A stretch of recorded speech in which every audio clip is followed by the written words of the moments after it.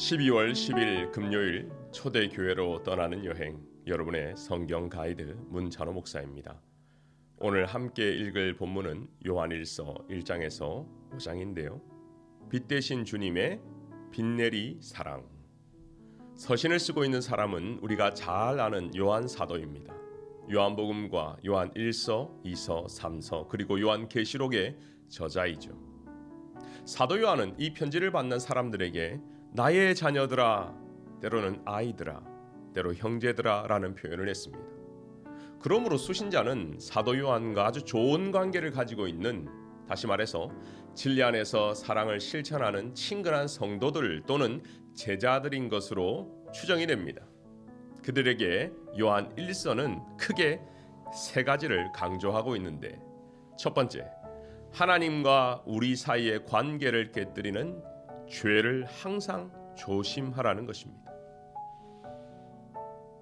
제가 어릴 때부터 교회를 다니면서 때로 이상하게 생각한 것이 있었습니다. 어릴 때 저는 그것이 약간의 고민이기도 했죠. 그것은 예배 시간에 대표 기도를 하시는 분이 늘 이런 기도를 했던 것 같아요. 앞에서 우리가 알고 지은 죄, 모르고 지은 죄를 용서해 달라는 기도였습니다. 알고 지은 죄는 의지적으로 때로 자기 욕심에 이끌려 가지고 죄를 지은 것, 아마도 스스로 죄책감에 시달리기도 하고 누구나 다 죄로 인정하는 죄죠. 하지만 모르고 지은 죄를 용서해 달라는 것은 어린 시절 받아들이기 쉽지 않았습니다. 물론 시간이 흐르면서 저도 커가면서 이것도 자연스럽게 해결이 되었습니다. 그러면서 지금 현재의 제 모습에서 과거를 되돌아보게 되었습니다. 어떻게 보면 우리의 선배들은 죄에 대해서 아주 민감했고 하나님 앞에서 철저하게 살기 위해서 발버둥 쳤습니다. 노력했습니다. 특히 죄의 문제는 그냥 넘어가지 않았다는 것입니다. 하지만 오늘날 우리는 죄를 가볍게 여기는 문화 속에 살아갑니다. 그럴 수도 있지, 욕할 수도 있지, 사람인데. 하지만 그 가운데 참된 회개가 없다면 우리는 죄의 심각성을 알지 못하고 때로 회피하고 때로는 합리화하고 잘 살아갈 것입니다. 근데 그것은요, 죄의 능력을 무시한 것입니다. 결국 하나님과 멀어지는 최악의 결과를 얻게 되는 것이죠. 그래서 오늘 1장 10절에서 이렇게 말합니다. 만일 우리가 범죄하지 아니하였다 하면 하나님을 거짓말하는 이로 만드는 것이니 또한 그의 말씀이 우리 속에 있지 아니하리라. 죄의 가장 큰 문제는 죄책감 때문에 괴로워하는 것도 아니고 나의 죄의 문제로 다른 사람과의 관계가 끊어지는 것도 아니고 사회생활 때문에 해를 끼치는 것도 아니고 가장 큰 문제는 하나님과의 관계가 깨어진다는 것입니다. 하나님과 점점 멀어진다는 것입니다. 예전에는 아주 작은 자 앞에서도 울고 자복했던 경험이 아마 있을 것입니다. 왜 그렇게 하셨는지요? 아니, 누가 그렇게 하라고 했는지요? 아마도 저와 여러분 안에 계신 성령께서 그렇게 하신 것일 것입니다. 성령은 거룩한 영입니다. 거룩하지 못한 것들이 우리 안에 들어오면 문제가 생기고 갈등이 생기고 불편합니다. 그래서 성령께서 죄를 토하게 만들어 버리는 것이죠. 하지만 죄가 반복되고 또 반복되고 유지가 되어 이미 하나님과 멀어진 채 살아가고 있다면, 다른 말로 죄와 함께 편안하게 살아가고 있다면 위기의 상황입니다. 그것이 우리를 게으르게 만들 것이고 그 죄가 우리를 세상 가운데 정욕 가운데 묶어 버릴 것입니다. 자기도 모르게 묶여서 꼼짝할 수 없어 그 자리를 벗어나기 어렵습니다. 중독이죠. 특히 반복적인 죄는 우리를 더 무감각하게 만들어버리죠. 이스라엘 백성은 죄의 모습을 문둥병에 걸렸다라고 생각했습니다. 감각을 상실한 것이죠. 열심도 사라졌습니다. 열정도 사그러졌습니다. 허무해졌습니다. 더 이상 하나님의 말씀에 감동이 없고 같은 성도와 교제하는 것도 부담이 되고 불편해진 것이죠. 혹시 오늘 본문을 묵상하면서 죄의 무감각에 빠져 있는 분이 있다면 빨리 하나님과의 관계를 회복하시기를 축원합니다. 다른 것이 없습니다. 가로막힌 다음 죄의 문제를 해결해야 합니다. 결단해야 합니다. 올해가 가기 전에 여러분의 열정과 하나님에 대한 사랑을 회복하는 한 해 마무리를 지으시기를 바랍니다. 요즘 개인적으로 은혜라는 찬양을 많이 듣고 있습니다. 저는 이 설교를 준비하면서도 이 찬양을 계속 반복적으로 들으면서 설교를 작성했습니다.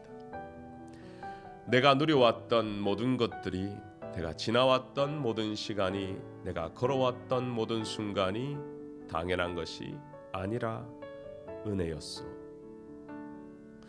변하는 계절의 모든 순간이 당연한 것이 아니라 은혜였소. 여러분 어떠십니까? 한 해를 마무리하면서 하나님과의 관계, 멀어진 관계가 있었는데 그 관계를 회복하는 것은 이 죄의 문제를 해결할 때 하나님이 주시는 은혜라는 것입니다. 모든 것이 은혜, 한없는 은혜, 내 삶에 당연한 것 하나도 없었던 것을 깨닫는 그것이 은혜의 시작입니다. 죄의 문제를 해결할 때에 내 삶의 주인이 내가 아니었고 하나님이셨구나. 내가 잘나서 이때까지 여기 온 것이 아니라 하나님이 보호해 주셨구나. 하나님이 지켜주셨구나. 이것을 깨닫는 은혜가 있기를 바랍니다. 두 번째로 요한 1서가 강조하는 것은 예수님이 하나님의 아들임을 부인하는 영지주의라 불리는 적 그리스도가 있기 때문에 이단을 조심해라 라는 것입니다. 4장 1절입니다. 사랑하는 자들아, 영을 다 믿지 말고 오직 영들이 하나님께 속하였나 분별하라. 많은 거짓 선지자가 세상에 나왔음이라. 초대교회 영지주의는 하나님의 삼위일체를 부인하거나 예수님의 인성과 신성을 부인하는 자들이었습니다. 좀 구체적으로 말하면 어떻게 거룩하고 완전하신 여호와 하나님이 우리와 같은 연약한 인간의 모습으로 함께 할 수 있느냐? 이것은 잘못된 교리다. 일반적으로 이단들은 불신자에게 접근하는 경우가 없습니다. 이단들의 전도 대상자는 항상 신자입니다. 예수님을 믿고 교회를 다니는 사람들에게 아마 그들의 타겟이 될 것입니다. 여러분 이단을 만나보셨는지요?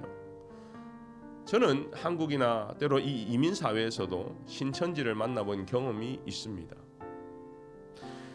많은 대화를 나누었지만 결과적으로 이단들과 만나게 되면 쓸데없는 변론이 많아진 것을 경험적으로 깨달았습니다. 함께 만나서 말씀을 나누고 때로 논쟁을 해서 딱 부러진 결론을 내어본 적은 없습니다. 왜냐하면 그들은 성경 본문을 전체로 보지 못하고 짜집기 해서 필요한 것만 사용하기 때문이었습니다. 그래서 평소에 생각하지 못한 말씀을 들이대기도 하고 때로는 그것 가지고 논쟁하다가 보면 다음에 만납시다 하고 또 펜딩이 되기도 합니다. 그래서 디도서 3장 10절은 우리에게 이렇게 알려줍니다. 이단에 속한 사람을 한두 번 훈계한 후에 멀리하라. 변론하라. 끝장을 보라 라고 말하지 않고 멀리한 이유를 저는 경험적으로 알게 되었습니다. 왜냐하면 악한 영에 미혹된 이단은 말씀을 있는 그대로 보지 못합니다. 오늘 말씀을 묵상하면서 깨닫게 되는 것은 이단적인 요소가 혹 우리에게도 있는 것이 아닐까 하는 생각입니다. 매일 강단에서 선포되는 말씀, 바이블 프로젝트를 통해서 말씀을 듣고는 있지만 하나님의 말씀에 믿음으로 반응하지 못하고 실천하지 못한다면 우리는 이단과 별 차이가 없는 것입니다. 잘못된 교리, 잘못된 말씀을 듣고 실천하는 그들이나 하나님의 말씀을 듣고도 반응하지 못하는 것은 별 차이가 없다라는 것입니다. 그렇기 때문에 요한 1서는 우리가 이단을 멀리하지만 하나님의 말씀에 사랑으로 반응하라는 것입니다. 그래서 요한 1서는 마지막으로 사랑은 말과 혀로만 하는 것이 아니라 행함과 진실함에 있기에 하나님을 사랑하는 것은 그 계명을 지켜야 한다고 선포하고 있습니다. 2장 2절입니다. 그가 우리를 위하여 목숨을 버리셨으니 우리가 이로써 사랑을 알고 우리도 형제들을 위하여 목숨을 버리는 것이 마땅하니라. 누가 이 세상의 재물을 가지고 형제의 궁핍함을 보고도 도와줄 마음을 닫으면 하나님의 사랑이 어찌 그 속에 거하겠느냐. 자녀들아, 우리가 말과 혀로만 사랑하지 말고 행함과 진실함으로 하자. 요한일서는 결론을 사랑의 행함으로 마무리 짓고 있습니다. 하나님이 누구시냐를 여러 가지로 설명할 수 있지만 요한일서가 강조하는 것은 하나님은 밝은 빛이라는 것입니다.